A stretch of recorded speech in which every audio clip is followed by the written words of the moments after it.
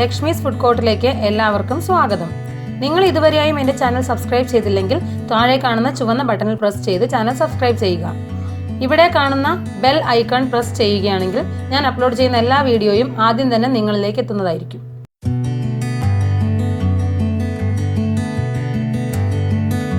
Hi, എല്ലാവർക്കും സുഖമല്ലേ? നമസ്കാരം, ഞാൻ Lakshmi Vimal from Lakshmi's food court. ആദ്യം തന്നെ എല്ലാവർക്കും ലക്ഷ്മീസ് ഫുഡ് കോർട്ടിൻ്റെയും എൻ്റെ ഫാമിലിയുടെയും ഒക്കെ വക ഹൃദയം നിറഞ്ഞ വിഷു ആശംസകൾ. വിഷു ഒക്കെ വരാൻ പോവല്ലേ, അപ്പോൾ സദ്യ റെസിപ്പീസ് ഒന്ന് രണ്ടെണ്ണം ഇടാമെന്ന് വിചാരിച്ചാൽ ഞാനിപ്പോൾ വന്നിരിക്കുന്നത്. അപ്പം ഞാൻ ആദ്യം തന്നെ ഒരു സദ്യ റെസിപ്പി ആയിട്ട് വന്നിരിക്കുന്നത് വെച്ച് കഴിഞ്ഞാൽ ഒരു സിമ്പിൾ തൊടുകറിയാണ്. നമ്മുടെ ഇലയുടെ സൈഡിലൊക്കെ വിളമ്പാൻ പറ്റിയ നല്ലൊരു തൊടുകറി ആയിട്ടാണ് ഞാനിന്ന് വന്നിരിക്കുന്നത്. കറിയുടെ പേര് മാങ്ങാപ്പെരുക്ക്. ഇത് പാലക്കാട് സ്ഥിരമായിട്ട് കണ്ടുവരുന്ന ഒരു വിഭവമാണ്. എൻ്റെ വീട്ടിലൊക്കെ എപ്പോഴും ഉണ്ടാക്കും. അപ്പം അതിൻ്റെ അകത്ത് ഡീറ്റെയിൽഡ് ആയിട്ടുള്ള കാര്യങ്ങളൊക്കെ ഞാൻ വീഡിയോയിൽ തന്നെ പറയുന്നുണ്ട്. എങ്കിലും ഈ റെസിപ്പിയിൽ തന്നെ നിങ്ങൾക്ക് വേണമെങ്കിൽ ഒരു തൊടുകറിയായിട്ടോ അല്ലെങ്കിൽ ഒരു ഒഴിച്ചുകറിയായിട്ടോ എങ്ങനെ വേണമെങ്കിലും വിളമ്പാം. അതുപോലെ തന്നെ ഇതിൻ്റെ അകത്ത് ഞാൻ തൈര് ചേർക്കുന്ന ഭാഗം സ്കിപ്പ് ചെയ്തിട്ട് കടുക് വറക്കലൊക്കെ ഒഴിവാക്കിയിട്ട് അങ്ങനെ തന്നെ ആ മിക്സിയിൽ അരച്ചെടുക്കുന്ന ഭാഗം വരെ ചെയ്യുവാണെങ്കിൽ നല്ലൊരു മാങ്ങ ചമ്മന്തിയായിട്ട് വേണമെങ്കിലും അത് യൂസ് ചെയ്യാം. കുറച്ചുകൂടെ നന്നായിട്ട് അരച്ചാൽ മാത്രം മതി. അപ്പം 3 റെസിപ്പികളാണ് നിങ്ങൾക്ക് ഈ ഒരു വീഡിയോയിലൂടെ കിട്ടുന്നത്. അപ്പം നിങ്ങൾക്ക് ഇഷ്ടമുള്ള തരത്തിലൊക്കെ ഇതിനെ പ്രിപ്പയർ ചെയ്ത് നോക്കുക. ഞാൻ പറയുന്ന പോലെ ഇതിൻ്റെ അകത്ത് ചെനഞ്ഞ മാങ്ങ കൊണ്ട് ഞാൻ ചെയ്യുന്നുണ്ട്. നേരെ മറിച്ച് പച്ചമാങ്ങ കൊണ്ട് ഞങ്ങളുടെ നാട്ടുകാർ ചെയ്യാറുണ്ട്. അപ്പോൾ ഈ 2 തരത്തിലും ചെയ്തു നോക്കിയിട്ടുള്ള വ്യത്യാസങ്ങൾ നിങ്ങൾ എനിക്ക് കമൻറ്റ് ചെയ്യണം. നിങ്ങളുടെ എല്ലാവിധ സപ്പോർട്ടിനും 1000 നന്ദി. തുടർന്ന് സപ്പോർട്ട് ചെയ്യണം. ഈ വിഷു ലക്ഷ്മീസ് ഫുഡ് കോർട്ടിൻ്റെ വിഭവങ്ങളോടൊപ്പം ആഘോഷിക്കുമെന്ന് പ്രതീക്ഷിക്കുന്നു. ഒന്നുകൂടി എല്ലാവർക്കും ഹൃദയം നിറഞ്ഞ വിഷു ആശംസകൾ. അപ്പോൾ നമുക്ക് നോക്കാം എങ്ങനെയാണ് മാങ്ങാപ്പെരുക്ക് ഉണ്ടാക്കുക എന്നുള്ളത്.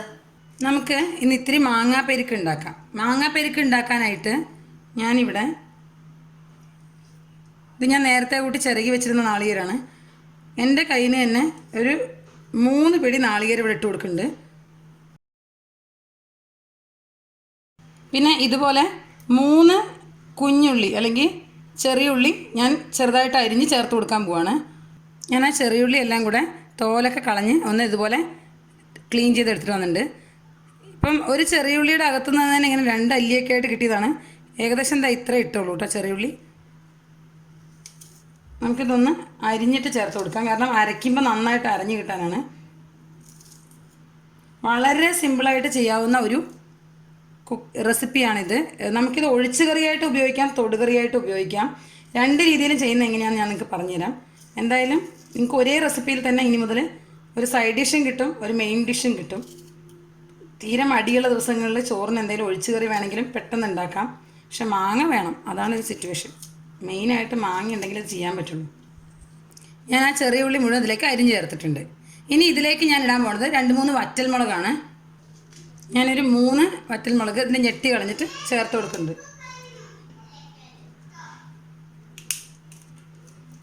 ഇതുപോലെ ഒന്ന് പൊട്ടിച്ചിട്ട് 2-3 വറ്റൽമുളക് ചേർത്ത് കൊടുത്തിട്ടുണ്ട്. ഇനി ഇതിലേക്ക് വേണ്ടത് ഒരല്പം കടുകാണ്. ഒരുപാട് കടുകാകണ്ട, ഒരു 1/4 ടീസ്പൂണൊക്കെ ചേർത്താൽ മതി. കാരണം കടുകിൻ്റെ അളവ് കൂടിക്കഴിഞ്ഞാൽ കഴിക്കും. ഇതിലേക്ക് വളരെ ചെറിയ ഒരു തണ്ട് കറിവേപ്പിൻ്റെ ഇലയും കൂടെ ചേർത്തു. ഇനി നമുക്ക് ഇതൊന്ന് നന്നായിട്ട് അരച്ചെടുത്തിട്ട് വരാം. നമ്മുടെ മാങ്ങാപ്പെരുക്ക് ഉണ്ടാക്കാനുള്ള പേസ്റ്റ് റെഡി ആയിട്ടുണ്ട്. ഇത് കണ്ടോ, ഇതൊരുവിധം നന്നായിട്ട് അരയണം, പക്ഷെ എന്നാൽ ഒരുപാട് ഫൈനൊന്നും ആവണ്ട കേട്ടോ. ഇനി ഇതിലേക്ക് ചേർക്കാൻ പോണത് മാങ്ങയാണ്. സാധാരണ മാങ്ങാപ്പെരുക്ക് ഉണ്ടാക്കുന്നത് പച്ചമാങ്ങയിലാണ്. പക്ഷെ ഞാൻ 1-2 പ്രാവശ്യം പഴമാങ്ങയിൽ ഉണ്ടാക്കി നോക്കി. പഴമാങ്ങയല്ല, ഒന്ന് ചെനഞ്ഞ മാങ്ങ, പഴുക്കാറായ മൂത്ത മാങ്ങ. നല്ല ടേസ്റ്റായിരുന്നു. അപ്പോൾ അതിന് ശേഷമാണ് ഇങ്ങനെ ചെയ്യാൻ തുടങ്ങിയിരിക്കുന്നത്. ഇത് നിങ്ങൾ എന്തായാലും ട്രൈ ചെയ്ത് നോക്കൂ. ഞാനിതിപ്പം 2 മീഡിയം സൈസ് മാങ്ങ കട്ട് ചെയ്ത് വെച്ചിരിക്കുന്നതാണ് ഇതിലുള്ളത്. നിങ്ങൾക്ക് 2 തരത്തിൽ ഈ മാങ്ങാപ്പെരുക്ക് ഉണ്ടാക്കാം. ഒന്നുകിൽ മാങ്ങ പൊടിയായിട്ട് അരിഞ്ഞിട്ട് ഇതിലേക്ക് നേരിട്ട് ചേർത്ത് കൊടുക്കാം. ഞാനിവിടെ ഇതൊന്ന് ചതച്ചെടുക്കാനാണ് പോണത്. നമ്മുടെ മിക്സിയുടെ ജാറിലേക്ക്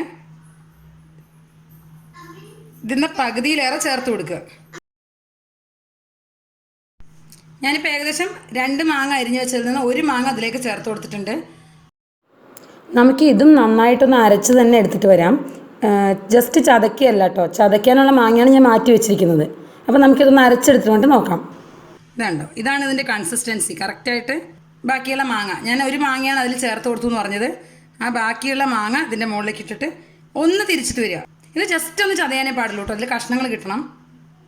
ഇപ്പം നമ്മുടെ മാങ്ങ ശരിക്കും അരച്ചെടുത്തിട്ട് വന്നിട്ടുണ്ട്. മാങ്ങയും എല്ലാം കൂടെ ചതഞ്ഞ് ഈ ഒരു തരത്തിൽ കഷ്ണങ്ങൾ കിട്ടും. ഇത്രയേ ഉള്ളൂ. ഇനി ഇതിനെ നമുക്കൊരു പാത്രത്തിലേക്ക് മാറ്റാം. ഞാൻ ആ മിക്സിയുടെ ജാറിലുള്ളത് മൊത്തമായിട്ടൊരു പാത്രത്തിലേക്ക് മാറ്റുകയാണ്. ഇത് മിൽമയുടെ തൈരാണ്, ഞാനിപ്പോൾ മേടിച്ചുകൊണ്ട് വന്നതാണ്. ഇത് എൻ്റെ ആക്ച്വലി തൈര് വീട്ടിൽ കഴിഞ്ഞു പോയതുകൊണ്ട് കേട്ടോ അങ്ങനെ മേടിച്ചത്. നല്ല പുളിപ്പുള്ള തൈരാണ്. ഒരു 3 കയ്യിൽ ഞാനിതിൽ ചേർത്ത് കൊടുത്തിട്ടുണ്ട്. ദോശയ്ക്കൊക്കെ മാവ് എടുക്കണ കയ്യിലുണ്ടല്ലോ, അതിന് 3 കയ്യിൽ. നന്നായിട്ടൊന്ന് മിക്സ് ചെയ്യാം. ഇതിൻ്റെ അകത്ത് കുറച്ച് ഉപ്പ് കൂടി ഇട്ട് കൊടുക്കണം.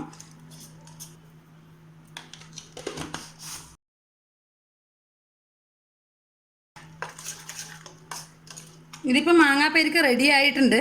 പക്ഷേ നമ്മളിതിൽ കടുക് കൂടെ വറുത്ത് ചേർത്താലേ പെർഫെക്റ്റ് ആയിട്ടുള്ള മാങ്ങാപ്പരിക്ക് ആവുള്ളൂ. അസലായിട്ടുണ്ട്, നല്ല ടേസ്റ്റ് ഉണ്ട് കേട്ടോ. അടിപൊളി, നല്ല ടേസ്റ്റ്. അതിൻ്റെ അകത്ത് വെള്ളം വരും. അതുപോലെ നിങ്ങൾ പച്ചമാങ്ങയിലും ഇത് ചെയ്ത് നോക്കണം. അതുപോലെ തന്നെ മാമ്പഴത്തിൻ്റെ, അതായത് പഴുക്കാറായ മാങ്ങയിലും ഇത് ചെയ്ത് നോക്കണം. എന്നിട്ട് നിങ്ങൾ ഏതാ ഇഷ്ടപ്പെടുന്നത് നോക്കിയിട്ട് എന്നോട് പറയണേ. എനിക്ക് ഈ ചെനഞ്ഞ മാങ്ങ അല്ലെങ്കിൽ പഴുക്കാറായ മാങ്ങയിലാണ് ടേസ്റ്റ് തോന്നിയിട്ടുള്ളത്. ഇനി ഇതിലേക്ക് നമുക്ക് കടുക് വറുത്ത് ചേർക്കണം. അപ്പോൾ ഇത് ഒഴിച്ച് കറിയാക്കാൻ എന്ത് ചെയ്യണം എന്നുള്ളതും ഞാൻ പറഞ്ഞുതരാം. നമുക്കൊരു ബൗൾ എടുത്തിട്ട് കുറച്ച് അതിലേക്ക് മാറ്റാം.